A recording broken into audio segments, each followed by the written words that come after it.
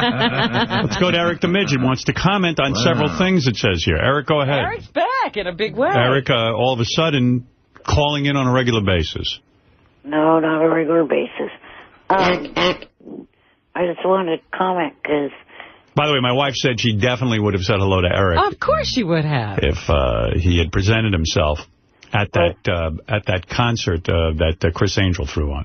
Well, I forget why he didn't get to her. Because his parents thought that Beth would make fun of him. Hey. That's what I heard. That's what you said to us. Wait a minute. I said that sarcastically. Who knew that? Well, how can we tell when you're being sarcastic? I was being sarcastic. You said you didn't have your wheelchair and your parents wouldn't let you go over to Beth because they were afraid she'd be mean to you. That's right. They wouldn't wheel you over there. And even Beth said to me, she goes, me? I wouldn't be mean to the guy. I was joking around. I didn't really mean that. All right. You better do something to show us when you're joking. Yeah, you better put a little disclaimer on you. Also, the other thing was that after I hung up, I read on the internet that you said a comment about, don't you wish we were still on break after taking that call? Why the fuck would you say that? Well, your call wasn't particularly strong. And so I was being sarcastic. Anything else? The other thing is I noticed that you made a little comment about Kelly Clarkson used to be cute. That's right. Give me a break. She gained a few pounds. No, she wants to be a man, according to Howard in the tabloid. No, not according to me. According to a tabloid report I read, that she's beefing up to become a man like Chastity Bono. That's what it says. They speculate that she's trying to become a man. So you can give up on that crush on Kelly Clarkson. Right. If that's true. You'd be better off going after Fred. At least he's thin. Also, this weekend I'm going down to L.A. to be a guest for the pay-per-view Bound for Glory TNA pay-per-view this weekend. Jeremy Borash invited me down to go to the station. All right, Eric. That's something you should Twitter, Eric. Yeah, that doesn't need to be on here. He wanted me to mention it. Well, I'm sure he did. That's how you got invited. Yeah, I invited you, in other words. By the way, Eric getting a couple of negative letters in the email. He's just back and already the negative email. Just from his one appearance yesterday, people said, keep Eric off. Don't allow him on the air, which I was surprised me. I thought people would be happy to hear him again. Yeah, but no. he's all right. Vince wants to say hi to Eric. Eric, meet Vince. Vince, go ahead in Los Angeles. Hey, Robert, how you doing? Hi. Hey, listen. Eric, the faggot midget, should be in jail for stealing those credit cards, for using everybody's name, for trying to get fame for him. And hey, I'll tell you, as a matter of fact, I got a reality show for you. I just came up with a remote control wheelchair.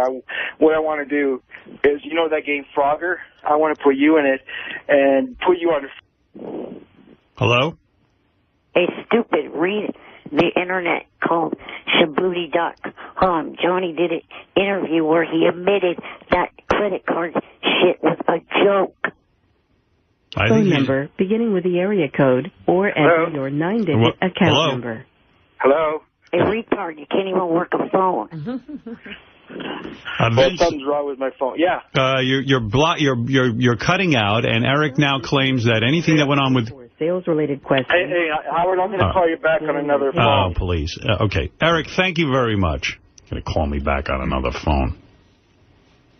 Here's Artie. Can I interrupt the news with my own beef? What? Mike Gange, who works for Howard TV. I see him on Facebook. Every day he writes, Mike Gange is still not at work. I'm so sick. I'm so sick. I can't come to work. He's writing how sick he is. Now I come to find out he's missed an entire week of work. He's not going to be here all week. But somehow this weekend, he's still scheduled to go and shoot a remote for us. Where do you think the remote is? In Las Vegas? I think it's at Rick's Cabaret in a brand new Rick's in Miami or someplace. It is a strip club. It's a strip club in Miami. And somehow he's going to be able to do that. Well, he's going to drag himself out of bed. Can I make a fucking rule around here for Howard TV since, you know, I'm the reason Howard TV exists? If a guy misses an entire week of work, stay home on the weekend. No going to strip clubs and shooting. If you're not strong enough to come into work, why should you get rewarded by going to a strip club on the weekend? Why wouldn't you rest up so you're here on Monday and not have a relapse? Oh, and wouldn't you know it, he'd be sick on Monday again. Right. I can't believe I had a relapse over the weekend. No Gange going to the strip club. I'm putting a stop to it. There's got to be another guy who can go fill in. I want to make sure he's healthy on Monday. Well, I don't think Doug can go. Doug broke his wrist. And by the way, he wrote me and he said that Ronnie had that whole thing all wrong. They didn't cut any nerves in his arm. What they do is they put anesthesia. That's the exact same thing they did to me. It's called a block, and then your arm is completely numb, and they don't have to completely put you out for the surgery. And then he has a plate and 10 screws. Who's been doing Gange's duties here this week? Scott DePace, please answer me. I'll look into it right now, but I believe Richie Wilson is here. He could tell you. Hold on. Let me see. Thank you. Richie? He's on his way in, Howard. Thank you. Thank you. I'll get to the bottom of this rapidly. Richie Wilson, what are you, executive producer or producer? What's your title? Senior broadcast producer is the title. Good. Everybody here has got a big title. Yeah. Who's been filling in for Gange all week? I've been coming in.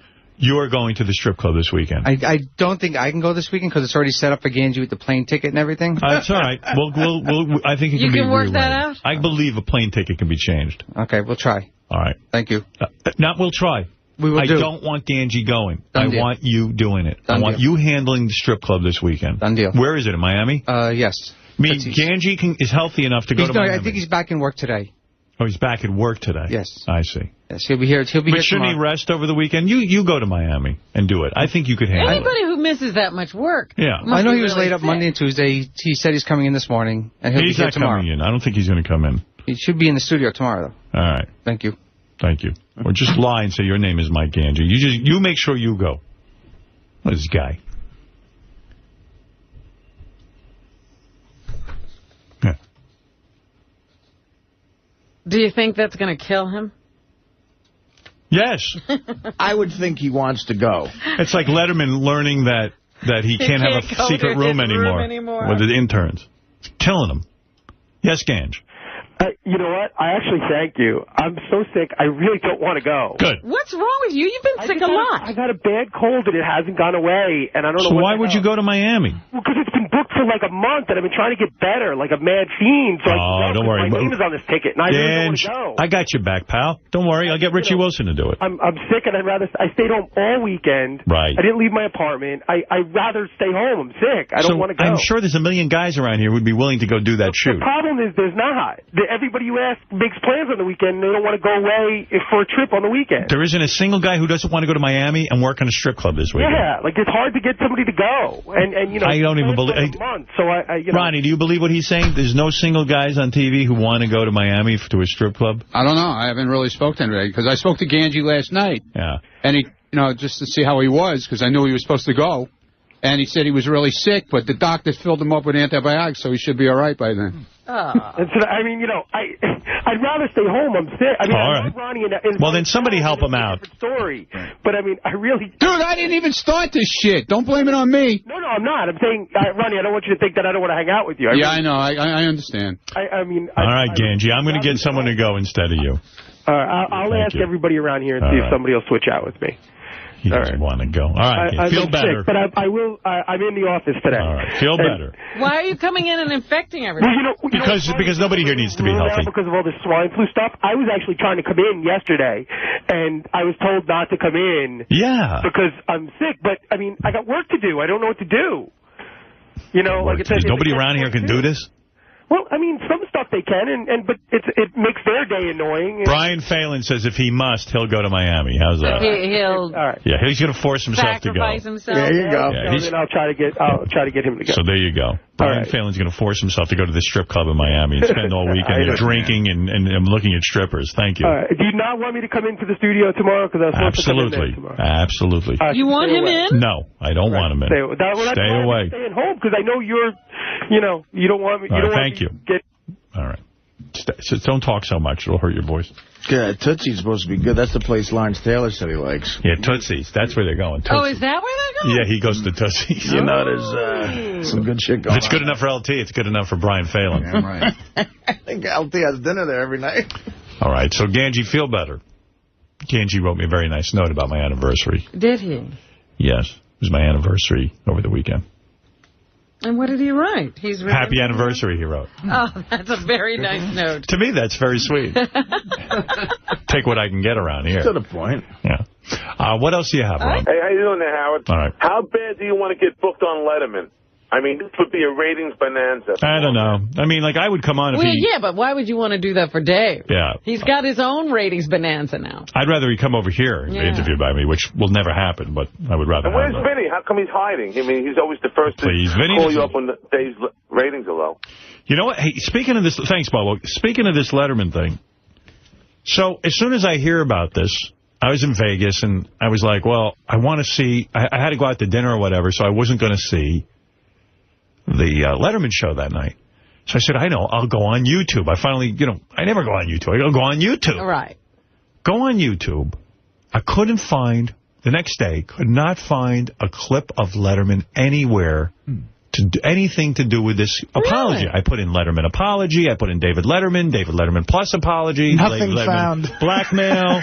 And like you'd find articles about the blackmail thing. You could not find the footage of the show. I said, something's going on. And then I wrote to Doug Hurwitz, and Doug Hurwitz said to me, here's a link, but quickly before they remove it. And so here's an article. CBS removes David Letterman's mea culpa from YouTube. Keeping quiet about an apparent extortion attempt against David Letterman, The Late Show, CBS worked over the weekend to stamp out unauthorized copies of the late-night host's televised explanation. How do they do that? I don't know, but they must have been working overtime because, like he said, quickly get this before they take it down. So they were working their asses off to keep it out of the public eye. Copies of the segment were uploaded almost immediately to YouTube by users, but many of them were flagged by CBS for removal, citing copyright claims. The network did not provide an official copy. Well, shouldn't the entire YouTube be off then for copyright claims? I mean, especially my shit. I mean, what is this? How come CBS is able to do it, but we're not? I don't know. They got a bunch of lawyers over there who got to work. And YouTube has this weird thing. If you want your stuff removed, like I should be able to call YouTube and say, hi, this is Howard Stern. I do not give you permission to use anything of mine. I own this stuff. It's none of your business. And you should remove it. They have some weird game where you have to call them. And if you specifically say, listen, there is a link that has my material, they will remove it. But you have to do it for each and individual. every one. That's what I was going to say. You'd have to hire a team to do that and constantly be calling YouTube and then wait for them to take it down. Right. And so CBS was only trying to remove this one item. They weren't trying to remove everything that's up there. And every time it was up, they removed it. Right. But, A, I'm not sure why they're doing that. B, it was on every other outlet. I mean, CNN was playing it in its entirety. I mean, everybody was playing it. Yeah, so it was weird, but for some reason they want it removed, and I just don't know how they get to do that. I mean, I know I've certainly asked for that. And really, how come YouTube gets to make the rules? Like, they go, oh, no, you have to call us for each individual. No, whoa. What do you mean I have to call you for each individual? Why don't you watch your own fucking YouTube? They do the Napster thing where we're not posting this. Yeah. People are posting this. We just provide the service. Well, so you have to tell us what you want removed. Yeah, but it's gross. Howard's right. It's gross that they bring up rules, and the whole reason they're able to do what they do is there's no fucking rules. Right, That's exactly. right. It's disgusting. They have rules. What do you got there? What happened to you, by the way? I read while I was on vacation that you went to court. Yeah. Did you have to actually go to court? Yes, I went to court. You showed up. Yeah. That was fun. Did you wear a suit? I wore a suit. Did you shave? I have one suit. I shaved. Yeah. I shaved, yeah. Did you go to the Art of Shave? No, I did it myself. You did it yourself. And so you go there, and because you were charged with... Here's what happened. Okay, I was charged with rape? DUI. It wasn't rape. Right. The girl was 18. Was it DUI? I don't even know what that means. I don't know. Rape. So, So I was arrested for DUI. Okay. I That hasn't happened in my life, I didn't realize this, for 16 years, which means it's considered a first-time offense. Oh, good, okay. Because... Isn't that great? Yeah, well, I mean, I'm a different man. After 16 years, it's the first... In all seriousness, I would never get behind a wheel sloshed. I would not do that. Oh, good. I would not do that. Were you drinking? I wasn't drunk at all. It's on the record. I said to these guys, listen, I'll take whatever test you want, because I'm not under the influence. Were you on anything? The night before, I took 2 sleeping pills that were prescribed to me by my shrink. Okay. They were legal prescription medication. And you took them as prescribed? I took them as prescribed the night before. Got it. Okay. I didn't know. I mean, you know, why would I wake up and take 2 sleeping pills? So I said to the cops, I said, listen, I'll take whatever test you want, because you seem to think there's something wrong, and maybe my reputation might have led them to think that, you know, and I can't blame the cops. Listen, they were doing what they thought were making the streets safe, and they were very professional. Why did the cops think you were drunk? Because were you acting weird? No, I don't think I was. But they thought you were. I mean, they all knew who I was. Did they give you a roadside sobriety test? They did, and they weren't satisfied with that. Ah. So they took me in. And if they ask Artie to stand on one leg, Artie's very heavy. He can't stand on one leg. Right, well, I swear to God, I couldn't do any of the stuff they asked me right now. Right. What do they ask you to do in the roadside test? You have to stand on a leg, and then, you know, you say the alphabet from a certain letter, like start at K. But I got that correct, though. I can't do that. Yeah. K? So what comes after K? J-K-L. Well, that's what you have to do. You have to like, go in your mind real quick. Right. And while you're going in your mind real quick, you don't want to look drunk going, K. Why is it so important to get all the letters in the right order anyway? I know plenty of sober guys who couldn't do that at all. Right. Anyway, whatever. I'm not giving the cops Do you sing it, or you just say it? When he you can't sing it. Oh. They say don't sing it. Oh, tricky. Without so singing drunks can sing the alphabet still? I have to sing it. C, D. Let me sing. But no, they say without singing. All right.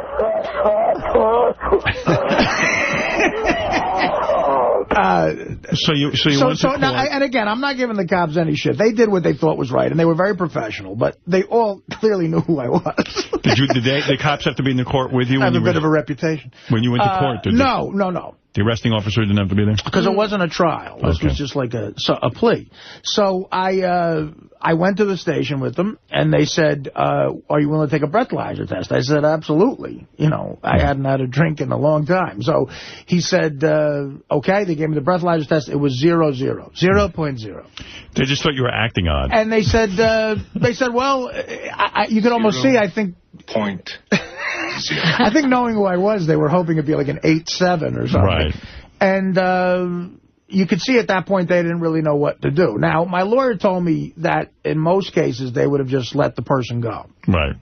Why would you? Well, you know, I don't know. I'm not accusing anybody of anything. But they said, do you mind if we take a urine test? I said, I'll take any test you want. Right. So I gave them urine. Right.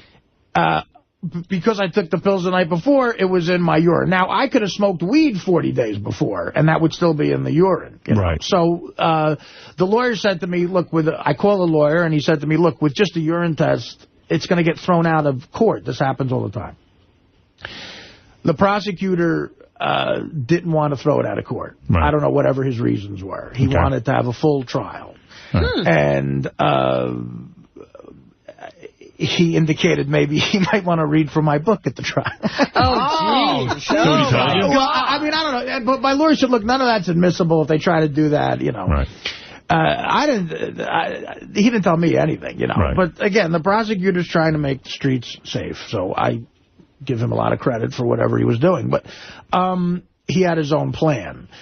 So they said, you know, okay, he wants to go to trial, and now it starts costing me money. Now you hire... Everyone who I came in contact with that day was going to be interviewed, and there's investigators are interviewing these people. Thousands of dollars are being spent. And a big thing was my lawyer said to me, listen, I'm very confident we'll win if we go to trial, because it's not provable. And with a 0.0 test, that's a big deal, you know. Right. So he said, but, you know, it's going to be time, and it's going to be money, and one of the people who did see me that day was my mother, so my mother was going to have to take the stand. And she deals with that well. Be open to cross-examination and everything else. She won't crack under that pressure. I started to think, my God, what is this guy going to say to my mother? And cross-examination and all that stuff. And so you took my best friend who picked me up that day was going to maybe... people that I cared for were going to be... so you took a plea. So I said to them, I said, listen, I can't do that. I can't do that. I thought about it, and my lawyer being a good lawyer, said, look, we'll win this. I'm confident we'll win this. I can't guarantee it, but it's all right, so you took a plea. There just will be a lot of carnage. And what is the plea? You can't drive for 7 months. Yes, I can't drive for 7 months. Really? At all? At all. But that's the minimum. Who cares? That's the minimum thing you get, you know. And, again, I don't have a problem with anybody down there, including the prosecutor. The judge was You got a driver anyway, don't you? I do have a driver. Yeah. Is that like a no contest plea or something? Or did you plead guilty? No contest. Is that a big penalty to you? Do you like to drive? You know what? Because I live in the city and stuff, and I work in the city, I don't drive nearly as much as... It's funny, this happened Wednesday, and it hasn't affected my life at all in a few days. Yeah, but when you go to the shore, you usually take yourself. I mean, look, of course it's going to affect my life, but I weighed out the options of going through a big trial. And all the money you would have spent on the trial, you could hire a driver for. First of all, it happened in the town I'm in, so the taxpayers are going to pay a lot of money for a trial. That was probably not necessary, in my lawyer's opinion. And so, as a taxpayer and myself, I was going to get it from both ends up the ass. So what else? So did you have to pay a fee? You pay court costs and stuff. It was about $600. And when you get back to, at the end of 7 months, do you have to take the driver test again, or do you just get your license back? You get your license. You get your license. Okay. All right. So that's what happened. Guess what? Artie's now commuting to work by jet ski. I do have a driver to work, thank God. But, you know, in a way, it's like, what are you going to do? Dominic, you're on the air. You can't even ride your jet ski without a license, can you? Yeah, you know what? I wonder if I can ride my jet ski. You better check with your judge. You better check with your probation officer. I don't have one of those. Okay. Dominic, go ahead. Yeah, first of all, Artie, I compliment you on disposing of a case that could have never convicted you. Right. 0-0, you would have no conviction. What you actually have to express, however, is that they're not saying you were driving under the influence of Ambien. They're saying you took it the night before. Right. No, you're right. Actually, Dominic's right. In the court cases, they say, look, we understand he took it the night before. What they call it is... And listen, if you gun to my head, I thought I was fine to drive. Right. You know, but they called it a rebound effect. That's what they call it. Please, if it wasn't for you, no 0-0. In 40 years, I've never seen a 0-0 get arrested yet. That's what my lawyer told me. But I don't know the prosecutor's motives. He wanted to go to a full trial here. Yeah, of course. Yeah, you're already late. I know. Well, I mean, whatever. I'm not accusing him of anything. But exactly what Dominic is saying is what my lawyer told me. You know. So. And as far as our friend in Switzerland, let me tell you this. A statutory rape case with a 13-year-old is so much more serious than a boyfriend-girlfriend rape case. Because that's always, I didn't know he was going to do it. I didn't know he might do it. So why is Whoopi saying rape? Yeah, what's I don't know what she's talking about. She's a 13-year-old girl who anally had sex, who was given Quaaludes, which if anyone knows where they are anymore, but the Quaaludes were what she was given, and this guy had won an Academy Award. The guy has said, the girl said no repeatedly, and he did it anyway. The guy should go to jail. What the fuck? Why are people defending this guy? But remember, he settled with her for about $680,000. The money's never been paid. Right. And I'll bet you money that, because she's now saying, please don't bring him back. Right. So, Whoopi's attitude was ridiculous. No, she doesn't know what she's talking about. These producers get a hold of her, and she's trying to make some point so that they're legally covered. And she just stopped. I never saw a show like this. I'm watching this show. I go, I don't understand how this could be on a network television. It's ludicrous. Artie, how many people do you think took Ambien last night in America? I know. Listen, Dominic. 20 million people. How about that? Took you know. Took Ambien to go to sleep. All right. It's Ambien, not Ambien. Thank you, Dominic. Hey, by the way, who won the Jet game yesterday? The Jets lost. The Jets lost. No, they lost. Sanchez looked human for the first time. He threw a couple interceptions and fumbled the ball. Are the New Orleans Saints that good? I think we're getting a look into the Jets' real season run. The Saints, the Sanchez look bad, but the Saints look very good. They always had a great offense. They never had any defense, and now they have a decent defense. Giants won. Giants did win, right? They are Kansas City. All right, but they're undefeated, aren't they? Yeah, they're undefeated. Yeah. Jets are. All right. By the way, here is Chris Rock on the Jay Leno show. What are you talking about? Michael, about Polanski, Roman Polanski. Okay. And he had it right. Chris Rock had it right. He goes, what the fuck? I would assume he had it right. Sure. This Polanski thing got me, man. Yeah. What the hell? What is your... People are defending Roman Polanski because he made some good movies? Yeah, I don't get it. Are you kidding me? Here's my thing. He made good movies 30 years ago. Come on, even Johnny Cochran don't have the nerve to go, well, did you see O.J. play against New England? Come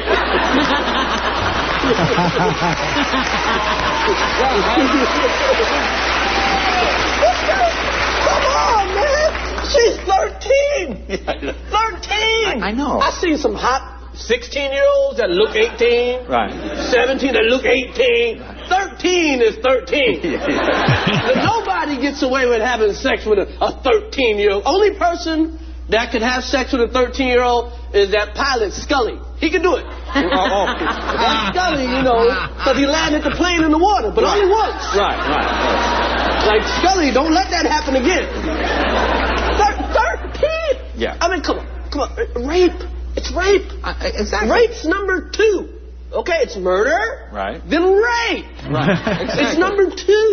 Like the United States, we want to capture Osama bin Laden and murder him. We're not going to rape him. That would be barbaric. We should. What the I know, it's amazing to me. You mistreat a dog and you lose your career and you go to jail for 2 years. Man, look at Michael Vick. Right. What the hell did Michael Vick do, man? A dog? A pit bull? Ain't even a real dog, a pit bull. A pit bull. But you know, that's some white stuff, man. Dogs are white man's best friend. Is that right? Dogs have never been good to black people. Really? I never heard that. As soon as we got off the slave ship, dog, right there. Segregation, dog, right there. Apartheid, dog. I got off the plane the other day from Jamaica, had a little bit of weed in my bag, dog, right there. Wow. Dog. I never thought of it like that. Jay's so lame. I know. That's right, you didn't think of that. It's funny to listen to Leno sit there with a funny guy. Yeah, Leno. He doesn't have anything to say. But, you know... Yeah, I mean, even Leno had to make Letterman jokes, you know? Right. They weren't even funny. I mean, like there was this big opportunity to get back at Letterman for being a prick to him, and he didn't even come on good with that. Here's Jay talking about Letterman. If you came here tonight for sex with a talk show host, you've got the wrong studio. All right, I'm sorry. Oh, I'm sorry. Boy, what is going on? Boy, first Conan hit his head, then somebody tries to extort money from Letterman. I'm so glad I'm at a late night. Oh! Hey! You know, I want to say, I myself was once the victim of an extortion plot. I think NBC got me to do a 10 o'clock show. That's why I'm here. Wow. Bringing that A game. Such a bizarre story. This guy that was trying to blackmail Letterman was a producer for the show 48 Hours. He was the producer for 48 Hours. It could have been worse. At least he wasn't producer from Catch a Predator. That would have been bad. I don't even understand that. Let me say, I'm happy to say, I have never had a sexual relationship with any of my staff members. Ew.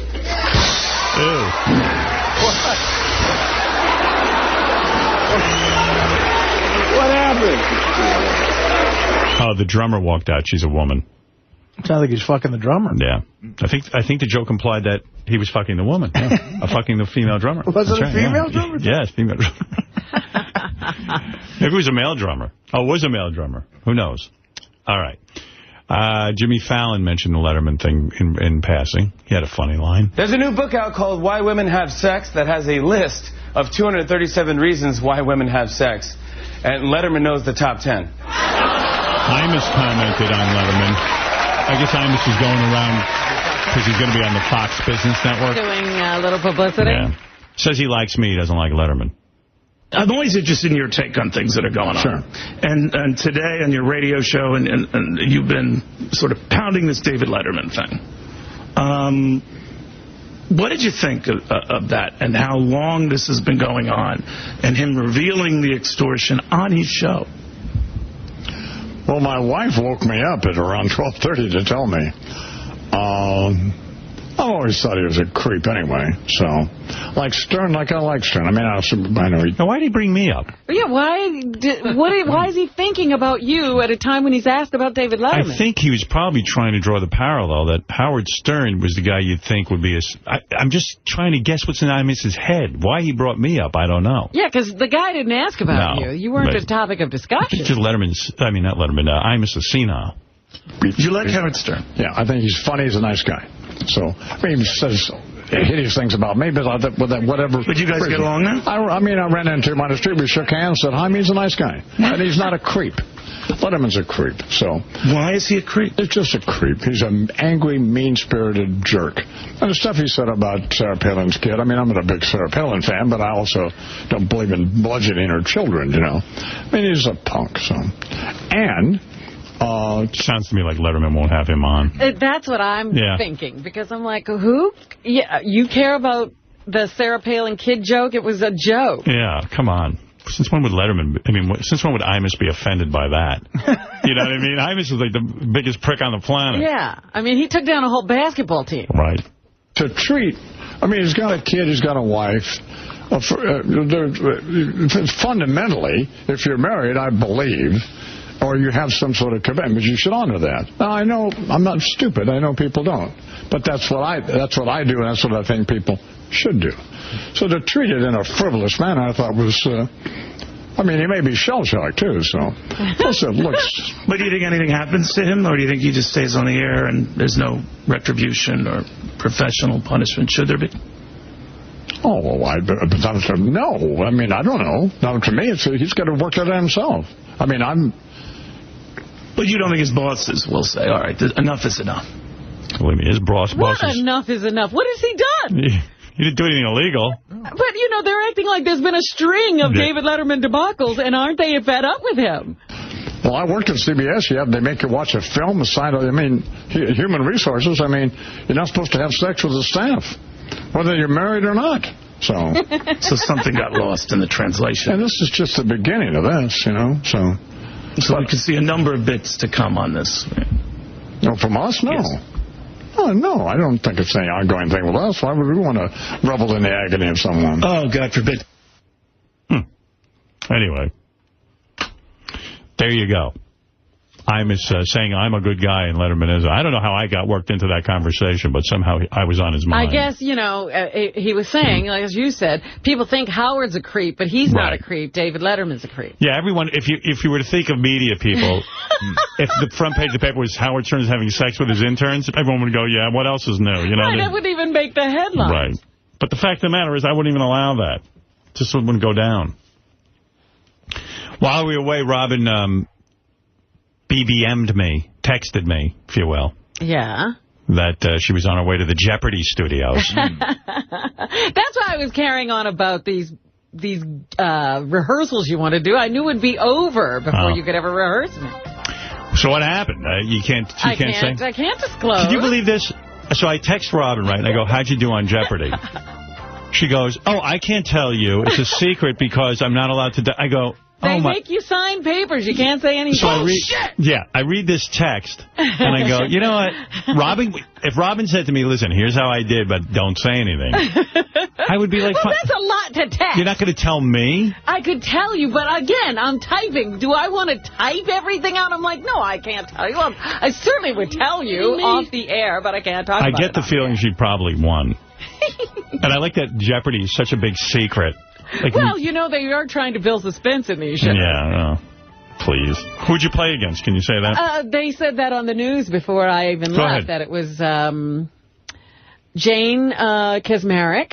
Whoever that is. She was on Malcolm in the Middle, and now she's on another TV show. And sounds like Jeopardy. Julie Bowen is the other one. Julie Bowen, who has a real bone to pick with Fred. Why? She said Fred is a nasty, mean human being. Why? I can't help it if she's not that bright. Here we go. She said he demoralized her when she came on because I knew the answers. Win Fred's money. Yeah. Not only did he beat her, of course, but then he turned around and I guess he must have called her all kinds of names. He beat her, but that's funny. That was funny in and of itself that day. But if you even mention that you might mention her name, Fred goes off on her right away. That she's not that bright. She's a cute girl, and she's cute. She's not known for her brains. It's okay. Well, I mean, you know. Who would know? I mean, Golda Meir was not a looker, but she was a brilliant woman. Who even remembered? I was shocked because I'm like, meeting these two lovely women, and then, she just starts going off about Fred. Who even remembered that she played Fred? I certainly didn't, because she was like, Fred is a vicious, mean human being. And you know what? It's because in Hollywood, everybody like her is used to getting their asses lathered. Oh, dear. And I was just telling it like it was. She was pitched on the show. She wasn't a huge celebrity, but she was, big enough, cute. And somewhere along the line, we either read that she went to Princeton or something like that, or it came up, we asked her would she play Win Fred's Money. She said she would. Sure. Very good-naturedly. She's very nice. Fred kicked her ass. Fred's very good. He's very good.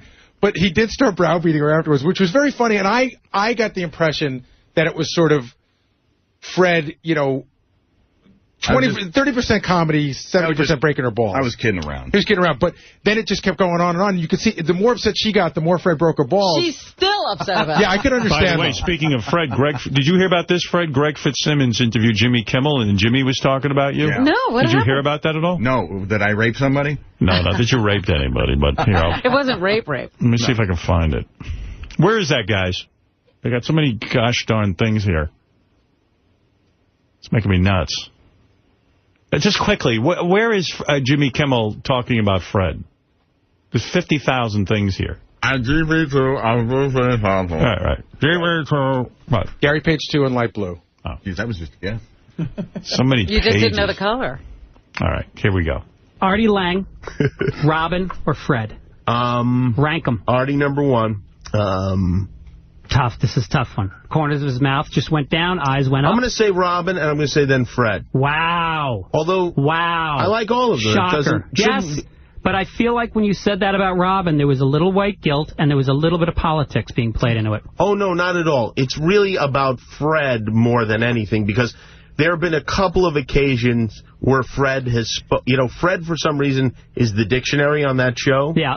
And many times I find that he's either slightly or completely wrong on things, but he'll say them, and Howard and Robin will go along with it because it comes from Fred. Yes. And it kind of annoys me sometimes. And there have been a couple of things about me personally that Fred absolutely knew the answer to, and answered, and it was accepted as if it was fact. I was like, wait a minute, that's all right, not you got an true. axe to grind with Fred. What happened? What exactly? I don't have an axe to grind. I also love Fred. There's something in your memory banks about Fred. There is. There's one particular thing. He threw you under the bus. What was it? Well, there's a couple of things. Once, when we're at Howard's wedding, there was a guy there who, during the wedding vows, was yammering nonstop. I mean, I heard about that. He would not stop. Like, he would not stop talking. I forgot the guy's name, but he's like a character from the old days. Yeah. It wasn't Al Rosenberg. It might have been Al Rosenberg. That might be the correct answer, but I'm not positive. Al's a very dear friend, but I did hear that rumor, and I wish the show was... He would not stop talking to me and Sarah, and he was standing next to Fred, and Sarah mentioned that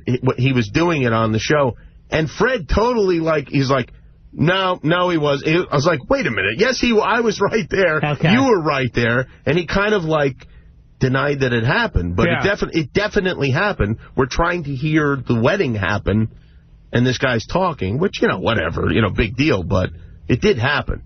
So you felt he threw you under the bus, and then there was another incident. Well, I didn't feel he threw me, but in that case, he didn't back you up. He didn't back Sarah. I was not on the show at the time. There was another thing where I met Adam at this boxing match, and Fred was talking about it. Fred's like, oh, yeah, he got his ass kicked. And it's like, what do you know? You weren't there. That's not what happened. Yeah. You weren't there. But, yeah, I just thought it was a weird conclusion to jump to, the negative conclusion. With that said, I do like Fred. I mean, I think he's great. I thought this was a very brilliant observation, and this is something I'm going to keep in mind. What was the rank? It's almost out of context. I don't know what he was ranking. Rank, I guess, who you like on the show the most, or most important to the show, or something like that. But he's right. Jimmy is right. When Fred says something, right away, you and I are guilty of this. We accept it like he knows what he's talking about. When he said that, I was like, he's absolutely right. He is right. He's right. Fred does not necessarily have the answer.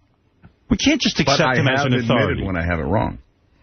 All right, but you shouldn't get a blanket acceptance all the time. Nor do I, but I'm not purporting to be the expert of everything. But you say it with such authority when you have an opinion. No, you're not purporting to be that, but Robin and I buy into you too quickly. Yeah. Well, there have been times other people on this show have also said things that were totally incorrect, and they've got it wrong, but they say it with the same conviction. Well, I'm just saying. That's the fun of being on this show. You get a buy all the time, Fred. Hey, did Michael Vick play this weekend? I don't know. I don't know. Did he? I don't know. But those Philly... He didn't? Did he play the weekend before, Will? Yeah. It was a bye week. They didn't play us. How did he do? The week before? Will says not well. We didn't send him, but he was there. What's his name was there? What's that guy's name? Who? Wolfie. Yeah.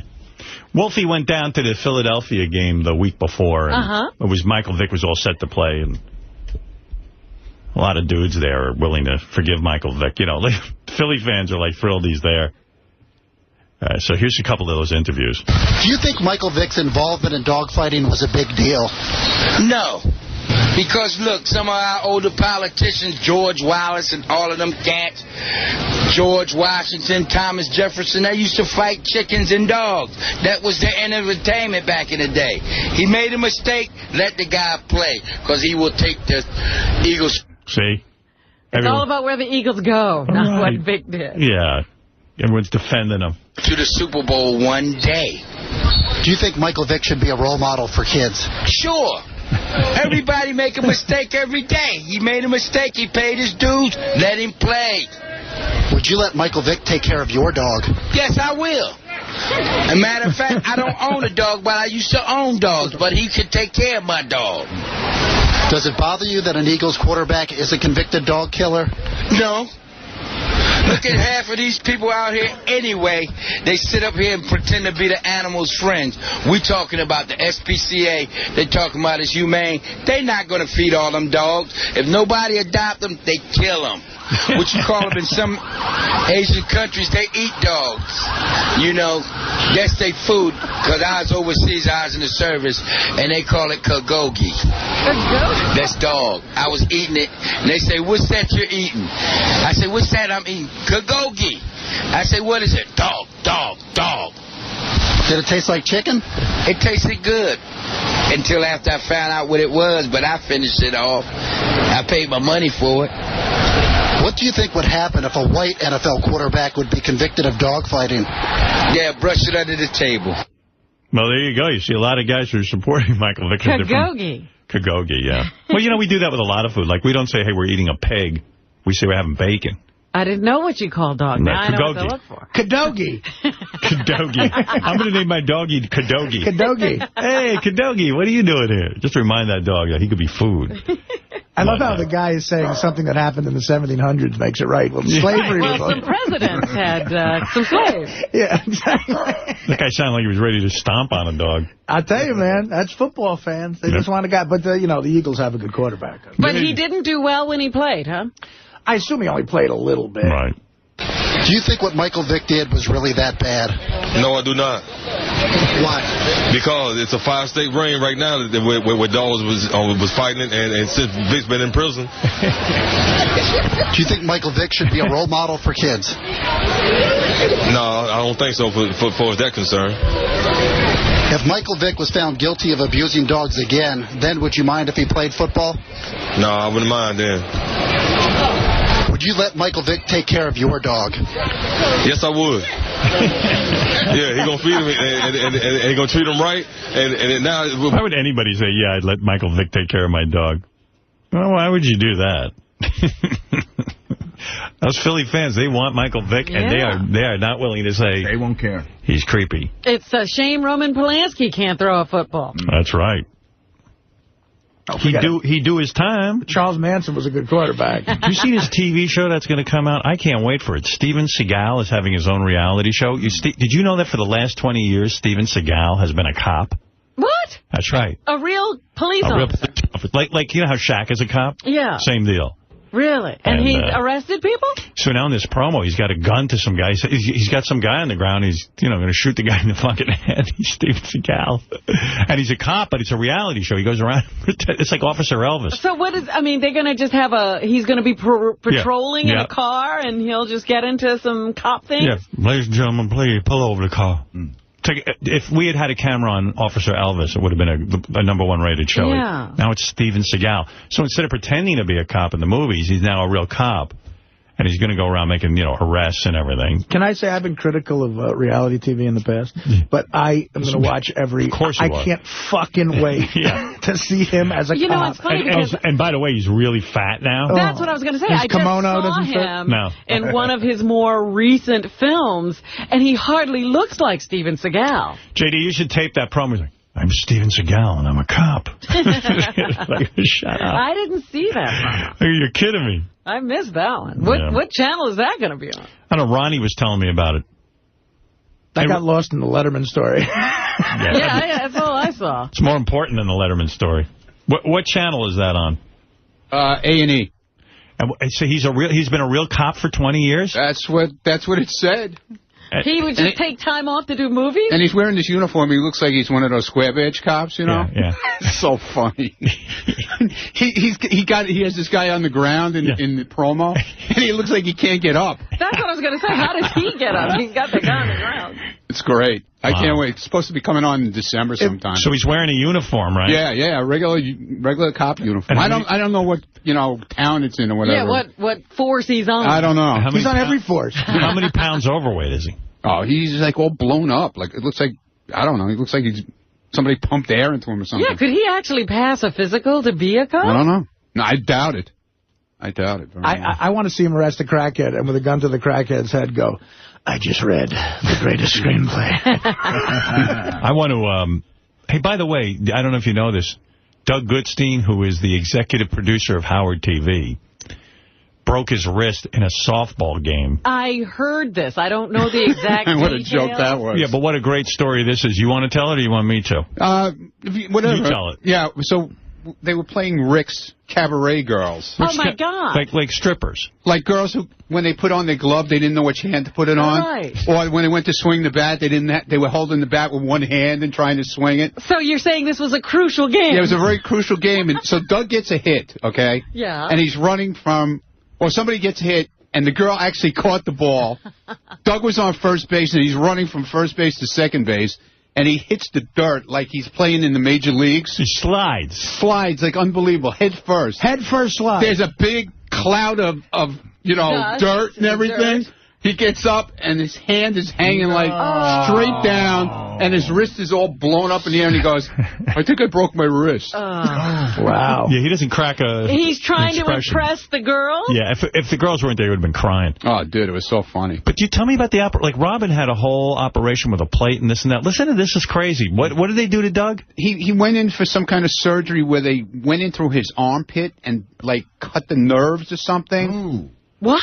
And did this operation, then connected the nerves back or something like that, and it heals in like a week. He's already moving his arm already and picking up his daughter and all this nonsense. That's crazy. No, he's wearing that couch cast thing. And the doctor did this thing through his armpit where he didn't need a cast.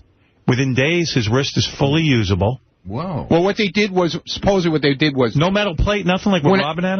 They had to do something. They had to put something in there, Howard. I don't know. When it first happened... That's what Ronnie's saying. When it first happened, he said they set it. And then he said he was going in for surgery. And then he went in for the surgery, but he said it's only something to do with the nerves. I'm not exactly sure what they did. Well, he didn't say anything about a plate in his arm or in his wrist or anything like that. Supposedly it's the same doctor who did Robin's operation. No, he said same group. Oh. Not so I don't know. He might have a different kind of break. I don't know. I don't know what they might have done. I don't know. Here today? That's crazy. No, he's out. He just had a baby, so he's out. But I spoke to him. He didn't have the baby. I spoke to him on... Yeah, what's he doing out? I spoke to him on Friday. I think it was. Friday or Saturday. And he said he was already picking up his daughter and everything with it and everything. That's pretty cool. Yeah. It's bad news for the daughter. Yeah, exactly. What if he drops her? Picking up the new baby also. What is it, Mike? Good for him. This guy says you're leaving out details of your DUI, Artie. What detail did Artie leave out?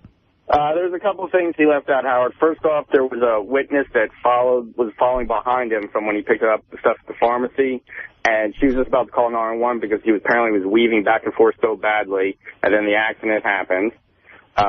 Was that true, or is that bullshit?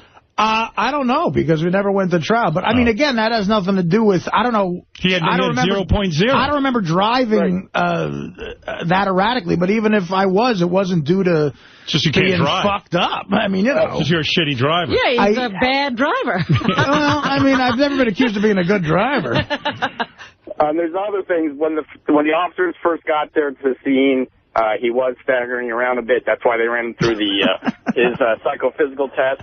And the witness who was following behind him was screaming at the top of her lungs, "You're drunk, you're drunk, you're drunk." But I wasn't drunk. But he wasn't drunk. Was this happening? Did these things happen? I wasn't staggering around. We weighed 500 pounds at the time. I wasn't but was somebody screaming, he's drunk, he's drunk? I don't remember that, no. What about the part where Artie was wearing a clown costume, too? That's completely false. That's absolutely false. Oh, okay. All right, well, Artie, who knows what went on, but Artie is legally... I never talked to someone... Listen, I never talked to someone who was driving behind me. I don't remember someone yelling, "You're drunk, you're drunk," and I don't remember staggering. I mean, even no matter what she was yelling at, the fact is I wasn't drunk. I mean, that's like on the record. But what happens with that is when he was put on the breathalyzer is the first step, the alka-test machine. It's 0.0. Then the next step then is to see if you're under the influence of any kind of drugs. Oh. So you were put through an eye test, which indicated that you were, and that's why the urinalysis was done. I was? An eye test? I don't remember being put through an eye test either, dude. Yes, it's called it's HTM for drugs. It's horizontal gaze and stagnance. It's a separate test we do one for alcohol and we do one for drugs. So a specialist was there. He did the test for the eyes with you in the jail. Were you there? I was the one who held the cell phone for you while you were in the car behind in handcuffs, so you can call your mom about the prescriptions. And then I actually then released the car to you on Sunday when you came in. I guess that was your girlfriend you were with on that Sunday. Oh, so he was there. He was there. This is police officer. Yeah, and then remember you had to go out. You didn't have the rental agreement with you. Yeah, and you needed the rental agreement for you to release the car. Oh yeah, this is the cop who was when I got the car back. Right. Yeah. So I was there. So the other thing is that there were some other things that came out in your analysis. I don't know if you want to talk about that or not. But that's I mean, I didn't want to talk about that. Nothing else came out that is bad at all. Is Artie a woman or a man? Nothing else illegal. No. Yeah, of course not. There was nothing. It sounds like it's been taken. Well, anyway, hey, thanks, Mike. You better get back to being a cop. Yeah. All right. Thanks, Mike. All right. All right, later. So, and it was like, it's like trying to exercise inside high-pitch Eric's asshole. You know. That's a fun gym. So, anyway, so we had this screening of this movie yesterday, and I get to about, the screening was at the Warner Brothers room, and that's on 53rd Street, and I was up around 57th Street. And all of a sudden they go, well, you just can't get down there because all the streets are closed because Obama. Yeah, and 10 minutes before we had all gotten there, it wasn't closed. Obama was doing Letterman. Yeah. So, I don't know. So I just said, well, I'll walk down. I start walking down. I get all the way to 53rd Street. I see the building where you guys are in. It's literally within my sight. And a cop stops me and goes, no. And I see this huge crowd. You can't go. I go, what's going on? Won't answer me. He knows who I am. He knows I'm not a fucking terrorist. I said, listen, officer, I just got to go right in that building there. And this guy, he was like, just wouldn't talk to me, was staring straight ahead, just being a real shit, like a real power trip. He was a black man. I said to him, listen, I'm a black man. Hey, brother. Yeah. So anyway, I don't know. He had he was just not into it. And he says, you're going to have to wait 15 minutes, sir. Yeah. Wow. And then, at least. So I'm standing there. Now people are starting to crowd around me because the president ain't stopping for them. Now they're taking pictures of me. And I'm like, oh, fuck. I'm saying, oh, fuck, because, you know what? I look like shit. I just come from the gym. Yeah, it's not picture-taking time. Yeah, you know, you just don't want these pictures of this face floating around like that. And I'm just like, well, I got to stand there and take it. And then I just said, you know what, fuck it, I'm not going to go to the movie. I can't get in. Oh, my I got goodness. uncomfortable. I was standing there. Now things were starting to get a little crazy. People are coming over. It was just getting nuts. So I'm like, what the hell do I do? So I said, let me try a different ethnic group type cop. I said, I think the black-white thing never works out well. Like, black guy got power. Okay, I understand. A lot of persecution throughout history. 400 years. Now you got a white guy. I'd be pissed. Big, ugly white guy. You're going to fucking teach him a lesson. I get it. I'm taking out one of those years on you, yeah, brother. I get it. See, but it's a good lesson. You got to show restraint around a cop. You know? Then I decide, well, I see an Asian officer. Oh. There you go. I don't know. I've never really encountered any Japanese officers. I don't know. How do you know he's Japanese? Something of that sort. He was either Korean, Chinese, or Japanese. You're always better off just going with Asian. He's an Asian. That's why I said Asian. Like you insult people when you say, are you Japanese? And they're Korean. They want to kill you. Because Japanese and Korean guys think you should know the difference. Yeah. They say it's so obvious that you can't tell a Korean from a... You can't tell? I go, man, I honestly can't. I honestly can't. I'm not being an asshole. I just can't. I don't know the difference between Chinese, Japanese, or Korean. I mean, I can't look at you and know. That's how not racist I am. I'll tell you, you could be from Thailand. I don't know. I mean, who knows? I figured if I tell this Asian guy I'm going to see a ninja film, he might respect that and let me through. But anyway, so I don't know. I'm not getting anywhere. So I go to the Asian guy. I go, officer, listen, I got to go right in there. He goes, no, no one can go through. With that, 50 billion cars come by, black cars. Yeah, it was. I guess Obama passed by. People are retarded. They're all standing there waiting to see Obama. The car, because you can't see Obama. And everyone's screaming and yelling and waving to the car. And I'm like, no one has to be anywhere. I'm fucking pissed now at the president because you know what? I respect you want to do Letterman. I respect you want to come to the UN. You know what? If they didn't close down the street, I want to know where the president was. That's right. They're drawing attention to the president. If I wanted to assassinate the president, now I know where to go find him. Don't draw attention to where the president is. That's all these guys do. And it's way too much security. There's got to be 70 cars in a row. Those cars could be empty. Yeah, you don't know. Right. You don't even know. It should all be a dummy thing. Yeah. And I know I'm a dummy. I'd fall for that. So anyway, with that, Tracy comes out. She hears I'm waiting on the corner. You know Tracy, you call Gorilla a douchebag? Right. Douche. Gorilla douche. Hello? Douche. Loser. Douche. We could have fucking drank at the same fucking bar. That Tracy. Top shelf. You. Tracy comes out. And she comes marching over to the police officer. She goes, you know who he is? Oh, wow. He goes, yeah, I know who he is. She goes, who is he? He goes, I know, it's Howard Stern. That's right, she says, Tracy. Now we've got something established. You're right. So I said to the officer, listen, officer, please. I don't want a scene. I said, it's a bit of a scene here. I said, right over there, you know I'm not a terrorist. Come on, give me. He goes, all right, go ahead. I didn't see anything. What a nice guy. I mean, like, but thank God for and she goes, you've got to use your name. Oh. Douche. So I go, you're right. We knew who you were. Yeah, but Tracy gets things going. She started busting balls. Everyone gets afraid of Tracy, even cops. Tracy knows how to move. Yeah, Tracy's like, whoa. She knows the ins and outs. Don't you know, douche? Douche. So she got me into the movie. Wow. Went and had a thoroughly good time. And then when you went off to yoga, I joined Gary, Baba Fufai, and Artie for some dinner. Oh. We went out to dinner. The dinner finally happened, quietly. Yeah, it was nice. It was fun, It was after the movie, and we just went over. Well, I'm glad you guys got to do it, because remember, before talking about it, it was becoming this big... Yeah, everybody thought they should go, and it was like turning into a bar mitzvah. So I just said no, you know. So I met the guys over there. Ralph, of course, tagged along. He gets in on everything. Yeah, I had a discussion with Ralph about that conversation about my veganism at your house. He told me. Artie grabbing the bill, but doing it in a way that you're supposed to do it. Like, you know, if you like, I have friends who I have over for dinner all the time. They never pick up a fucking bill. Then I go to a restaurant with them. And they go, oh, I take out my credit card to pay. And they go, whoa, we wanted to pay. And I go, well, if you wanted to pay, why don't you walk in? Why didn't you grab Why don't you get, yeah. You know, what are you doing if you really want to pay? Sucker pays. So Artie went in ahead of time and grabbed the bill. Well, you told me that move. Well, yeah. I mean, if you really want to pay, but I would have been more than happy to pay. I would like to take the guys out to dinner. But anyway, so Artie grabbed the check. Well, that was nice. Yeah, we had a nice time. What a great meal, man. Where'd you go? Nobu. Oh.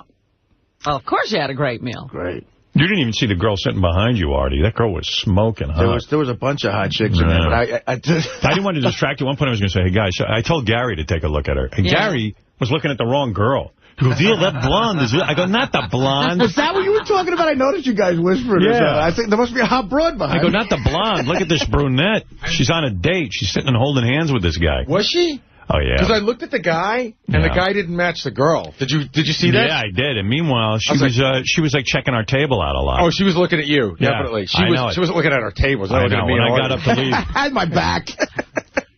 But before I was married, I would have probably gone over to that table and said, excuse me. She was stunning. Would you just go over and pick up somebody when they were on a date? Yes. Oh, my God. Have you really? I was an asshole. Did you ever take a girl away from a guy that was talking? Like you walked up, they were clearly together and something was going on, and you walked up and got her away? Close. Not that close, but because that's a real asshole move. But I was an asshole. I'm a reformed asshole. You sent somebody over? Saying, you could see a girl on a date and get her number. Yeah. Hey, man. You're so and some of them were married. Well, that's not a date. And then let me tell you something. I don't agree with what I did. Same way I was wrong. And no, I'm being serious. I'm not even making a joke. Right. That's now wrong. you want to repent. Now that you've had your fun. But hold on a second. You want to tell everybody else not to do it. If everything's going great for you, but for whatever reason, God knows why, you're single again. Yeah. You've now learned from the last time. I'm completely reformed. But you're single now because single makes you crazy. If I was single, single makes me crazy, but I've learned something. I've learned that you can't go grabbing as if everything in the world belongs to you. In other words, there are rules. Even the cop saying no to me yesterday is a good lesson. You know, you can think you're high and mighty, but a cop says to you, no, you're just like everyone else. You got to stand there and fucking wait. And let me tell you something. You can get awfully entitled when you're single and you're famous, and you think, well, every woman's for me. And you want to know something? They were using me, I was using them. They were using me in the sense that they felt, wow, being with me is going to be some sort of opening a door to some great life. And I'm using them because, you know, I can't stand to be alone for 10 fucking minutes. It wasn't about the sex necessarily. So what's going to change when you're single again? If I was single again? And you can't stand to be alone. Everything's the same. And a girl's looking at you. Here's what I'm going to do. Right. You asked the question. I'm going to give you the answer. Yes, give me the answer. I'm going to recognize that being alone isn't so bad for me. In fact, it's therapeutic for me. And it pushes me to think about what's going on inside myself rather than trying to cover it up by some sexual excitement, by fucking some broad. Now, I'm not saying I wouldn't look for somebody. But what I was doing was I was like in a feeding frenzy. Well, we all know that. Yeah. But you're being very rational now. And when your dick is hard and you get all excited because you see a hot chick, you can't think the way you're thinking. Let me tell you something. I've improved. I know I have. I would love to put you to the test. No, I am at the test right now. That's away for a month. Well, you've never cheated on a marriage vow. Or even... What I'm saying is... Of your own, anyway. I know. Yeah, on other people's marriages I have. Not much. I mean, it happened twice, and it was stupid, and I would never... I just hate myself for doing that. I'm a better man than that. But I don't know. Guys, can you control yourselves in the TV room? What are they doing? They're putting up pictures of Greg Fitzsimmons for some reason. Is that your what? Here we go, so soft off. Yeah. Well, to calm me down. But, I'm telling you the truth. That as a man, you get caught up in this numbers game, this frenzy. Absolutely. And it's futile. I mean, it is absolutely not necessary. You're not even that horny to do this. You don't have time to think about horny for you. Right. It's get somebody in here. Get somebody in my clutches. Yeah. Immediate satisfaction. But that's using a woman like Artie used heroin, or an alcoholic uses drinking. It's the same thing. You really equate it to that? Absolutely, because it's not about sex. It's more about... So you believe in sex addiction? I do. I believe in it. So you believe when Steven Tyler goes to rehab for sex addiction that it's a real thing? I do. It's something he has to confront. In other words, Steven Tyler couldn't even be physically that horny. He's grabbing onto every woman, probably wrecking relationships he wants to have with women, because he can't stop his addiction. He can't literally, whatever shitty feeling he has inside, the fucking the woman gives him that high and makes him forget all his shit. Well, a guy like him's insatiable on a bunch of levels. So to use a woman like a needle or a drug is never going to be good. It's going to fuck your life up royally. And I even know when I was in that feeding for I hurt some people. I wasn't nice to them. I was like, you know, I thought I was being honest. I go, listen, I just got out of a marriage, and I'm going to fuck whatever I want. And, you know, if you're like the big boss, you know, big kahuna. And then I'd, like, make dates while I was seeing somebody else, and I wouldn't even hide it from them. I was like, you know, don't worry about, you know, like I wasn't hurting somebody. Yeah, people were developing feelings. A woman goes to bed with you. She's got feelings for you. Not always. Oh, come on. Of course she does. No, I mean, no, seriously. Might need some crystal meth sometime. But it's almost sexist to say, why can't a woman have the same mindset as a guy? They don't. Not every woman wants to be with every guy she sleeps with. That's right. And I got news for you. Guys and women have the same mindset. Guys want to be adored by a woman. They want to be appreciated by a woman. When they're not, then they start calling her a cunt and a slut and all this other shit. Come on. You know no, my point is, as Gary said, sometimes the woman just is out for sexual satisfaction, too, because she doesn't have these that women person. With me, they weren't. They wanted you. They wanted to have a relationship, and I led them into believing they were having a relationship. Well, that's the bad part. See, you said you were being honest, and then I guess you weren't. But I was still being with them, so the more you're with someone, it wasn't a one-night stand. You develop feelings in a relationship. It's wrong. It's fucking wrong. That's it, bottom line. Listen. Maybe having daughters has made me sensitive to this. Oh, but you had daughters then? I know. When did you wake up and realize you had daughters? Well, a couple of years ago I woke up and realized it. And I said, you know what? I don't want some dude doing that to my daughters, so fuck that. I'm not going to approve of that behavior. But you also have to, you know, think that your daughters are also smart enough to play their end. There's nothing wrong with being single and dating. No, there's nothing wrong with that. There's nothing wrong with trying to find someone that you could be compatible with and find a relationship. But in a way, you do it in a way that isn't insane. Even Ralph said to me, and Ralph's not that normal. Not sensitive Ralph at all. Ralph said to me, he goes, you're out of your mind. Because what's going on? Like, calm down. Like, if you're with someone, be with that person. Take it easy. And then if you're not with that person, then move on to the next relationship. But you can't be having multiple relationships and you can't conduct your life. But it also makes your life crazy, juggling all these people. It does. And then there's a bit of... It was nuts. It was like a guy who was looking for his next fix. When Artie describes in his book going out and driving to Delaware, and it's no different. Yeah. Would have been great if there was pussy in Delaware. Is the drama a bit of a high, too? Like, when you get in that whole thing? Like, there's a little bit of excitement? It keeps you so busy and full of excitement. It's a distraction. Yeah. And let me tell you something. It's exhausting, and it's berserk. It's weird. And I do believe in sexual addiction. I believe that people use people in the same way they use drugs. And it's probably just as damaging. So you won't be laughing the next time I say, you know, David Duchovny has gone into rehab for sexual addiction. I won't. I will not be laughing. I'll be laughing.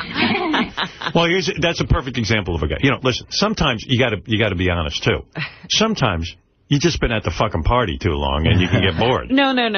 But life is not about your spouse being your entertainment either. So to say, I made a commitment to somebody and now I'm bored, so I'm going, is to also abandon your relationship. That's true. Because there was something about that person beyond your entertainment that you valued. Not only that, the guy also had kids and stuff with this woman, you know, Taya Leone, and...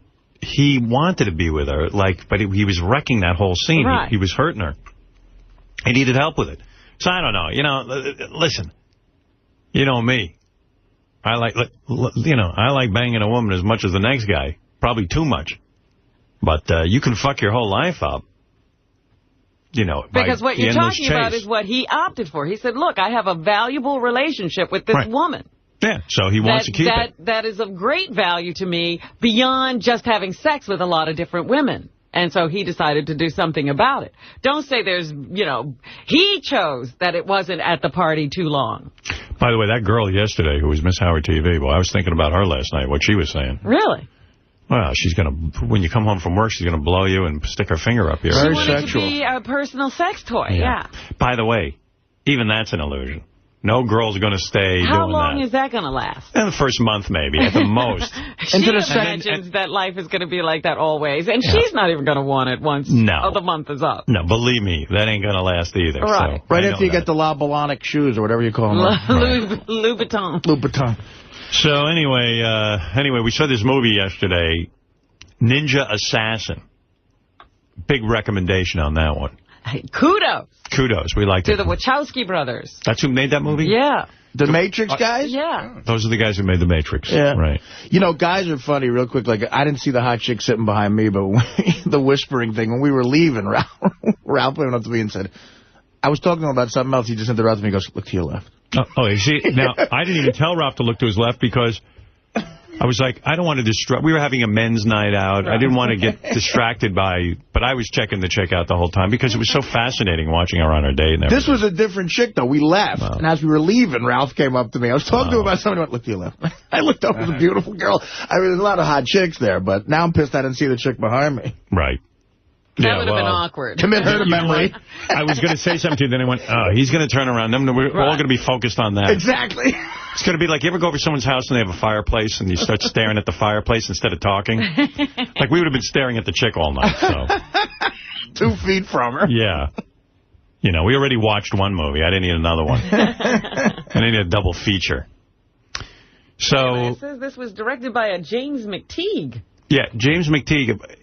And I forget what movie he made. Yeah, I recognize that name. Somebody told me V for Vendetta. Yeah, it was just a good movie. And the Wachowski brothers produced it or something. Okay. Somebody was telling me the Wachowskis had something to do with it. Sal and Richard are still calling that Tradio guy. I don't know if you want to hear the latest installment. Absolutely. I would imagine you would. Yeah, this is a Tradio call. The guy's been doing it for 50 years, that guy? Yeah, same guy. 50 years. I got the last laugh on you. So now he has caller ID, and he starts calling caller ID on the air. He's so involved with Richard and Sal now. The whole show now is about tracking Richard and Sal. It's not even about Tradio. And like when real Tradio people call in, it's so irrelevant because he's completely focused on Sal and Richard. He took that woman's advice and got the caller ID. He got the caller ID, got the fancy newfangled equipment. You got that caller ID! And somehow, Richard and Sal have figured out how to change their caller ID numbers so they can change the numbers even and goof around with those. I don't know. Don't ask me how they do that. You got to hand it to these guys. They are geniuses in their phony phone call world. Like, people put them down and say, Sal doesn't know this or Richard doesn't know that. They know what they're doing. They are definitely the kings of phony phone calls. Here's the latest installment of Sal and Richard called Tradio. And by the way, I should mention, I've noticed, I guess this Tradio guy, he does all the voices on the show. And even when he does a commercial, they put that heavy echo chamber on. Right, to try to change his voice, but it's the exact same voice. Exactly. But, I mean, they're putting way too much echo chamber on there. Yeah, he sounds like he's, falling down a well. That's overkill on the echo chamber. Hey, Ralph, what do you want? They're saying in the emails I'm picking up the phone too much on you. What's up? Who's they? Everyone. Fuck them. This other chick you missed in Nobu was super hot, man. She looked like Posh Spice. Oh, I like Posh Spice. Maybe it was Posh. And then Richie goes, oh, yeah. He goes, I put her right up front so everybody could see her. I'm like, well, fuck you, man. Why'd you put her in the back by us? Yeah, so we could look at her. Yeah. That's the fun of going to Nobu. Richie knowing his business. Well, Ralph, that's the one you pointed out to me, right? Yeah. Yeah, she was hot. Well, I saw that one behind, but I wasn't going to look at her too much because, her whole life is everybody staring at her, you know? She's like, fuck you. Wow. Yeah, Ralph involved in a game that nobody was aware of. That right. Ralph not giving her the time of day.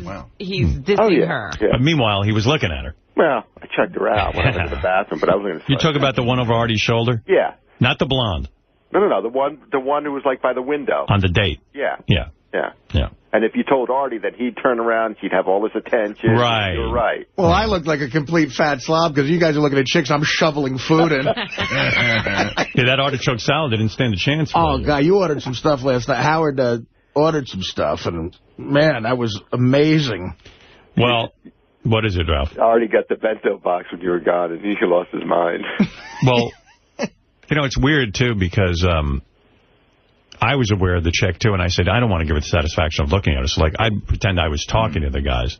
Meanwhile, you know, everybody... Meanwhile, we're all involved with her. We're all involved. Look, right. No one's really talking to each other. You're going to not look at her. You're making the decision to not look at her. Well, I was getting goofed. I was the only guy really talking about the artichokes, though. Yeah, Artie was actually having a real conversation. Nobody listened. Having this debate in their heads about not looking at the girl. Yeah, you think I'm going to sit and listen to Artie? The fuck cares what he has to say? Shoveling artichokes. You guys are looking at a chick. I'd go, Artie, and then to be always like politely, everyone would leave over like half the portion because no one wanted to take the last bites. Except for Artie. So I said, no, it's a game we play. I go, Artie, why don't you finish it? He goes, really? He goes, you guys sure you got, you know? And I go, yeah, why don't you finish it? Oh, okay, yeah, I like artichokes. I like artichokes. He does, he likes it. He used to shovel it in. He was shoveling it in. Oh, my. Well, at least nothing was wasted. No, and one dish was better than the next. I almost lost a finger. I was trying to eat something. You almost snapped your finger snapped my finger off. Don't feed the Artie. Well, it's a weird thing at the Snowbo. They serve a plate. They don't give you a serving spoon with it, so that, in other words, everybody digs in with their chopsticks to eat from the same plate. And I don't know, that kind of skeeves me out a little bit. Like, I don't want to share food with guys. And it's also kind of gay, like, you're on a date sharing food. It's like, honey. Yeah, you do that with a chick. So, I don't know. So I finally said to the waitress, wait, can you bring over a spoon? I want to give some portions here. Why don't we just get a big margarita with 4 straws? Yeah, I mean, it's kind of like that.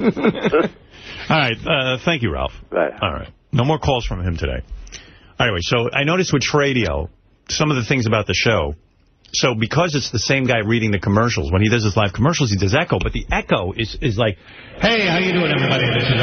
Like, you can't even understand the word. I think he only has the echo chamber to disguise his voice. He doesn't have any other effects. So anyway, yeah. So he's taking it to the limit. I guess it's supposed to sound different with the echo chamber. Yeah. And it does. All right, let's start from the beginning again. You know, handling money is a complicated business. That's why Bank does so many things to help make the job easier for you. All right, thank you very much. 13 minutes before 9 o'clock. Hope all of you are having a really, really great day, and we'd like to hear from you.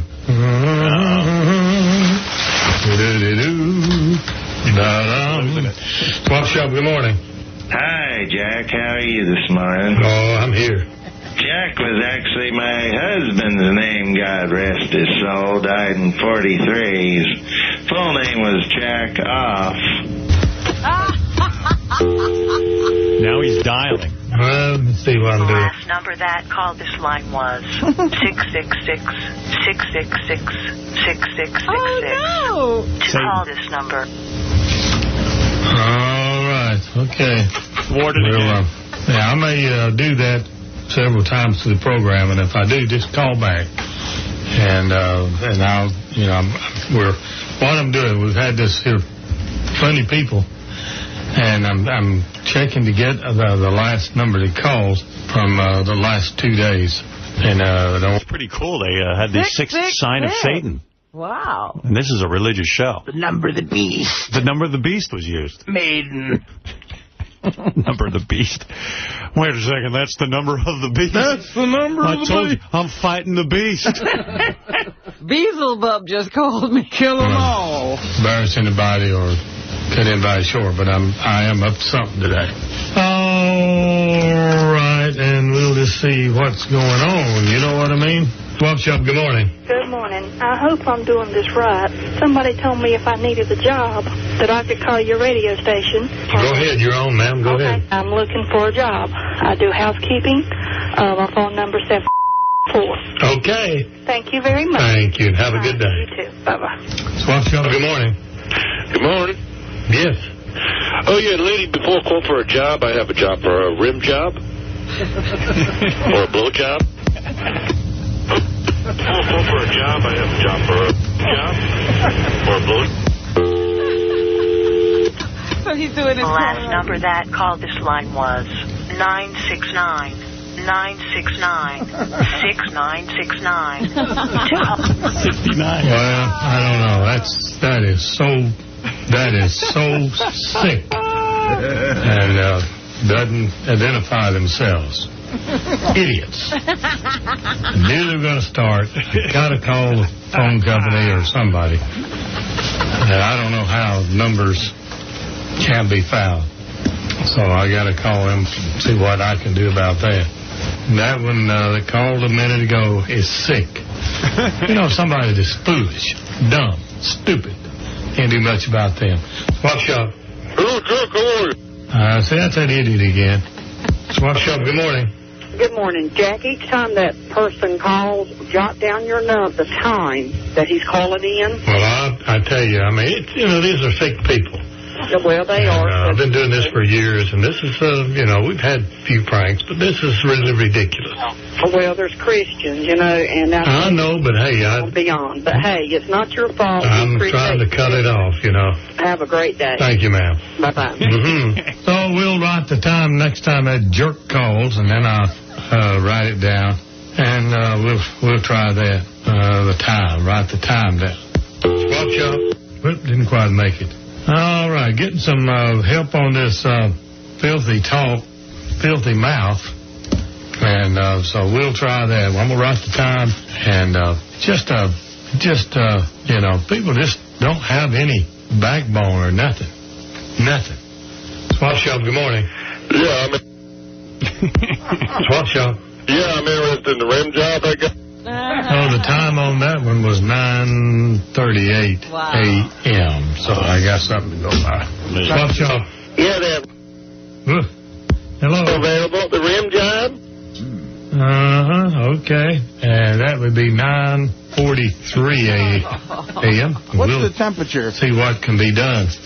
Swap shop, good morning. How much? All right, boy. Time and a time. I ain't answering that phone no more. Not on that line I want. I don't know. I just don't know. All right, thank you very much, and that'll do it for this morning's Swap Shop. A good place to eat. 5 simple words that says a lot about seafood and steak. A good place to eat.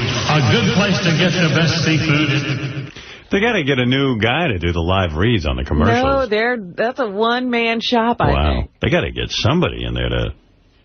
Hey, he's doing everything. Or at least somebody who knows how to run the echo. Yeah, there's a little too much slap echo on there. That's what that's called, I think, slap echo. I learned that in radio. Because it sounds like, somebody from outer space is selling you a car. They have reverb, I think, not slap echo.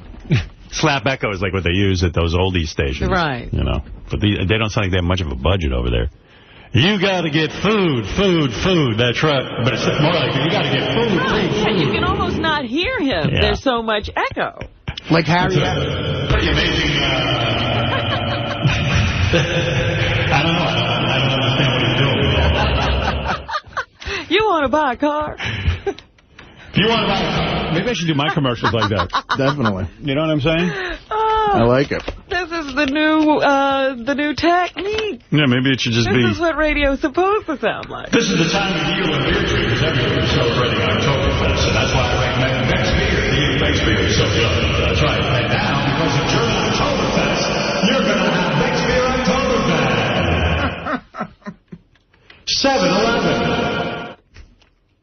I'm going to that format. Oh, my God. It's crazy. When I give away cash from 7-Eleven, I'll be like, you won $711 cash, courtesy of 7-Eleven, free 4-ounce sample of the bowl of coffee.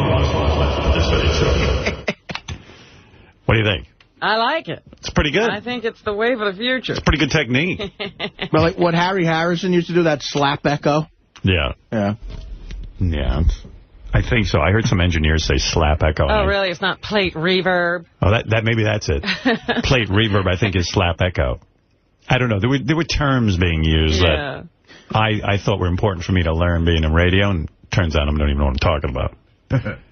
But you hear stuff like that, slap echo, Anyway, so those are the boys with Tradio, and they're busy with their host, Jack.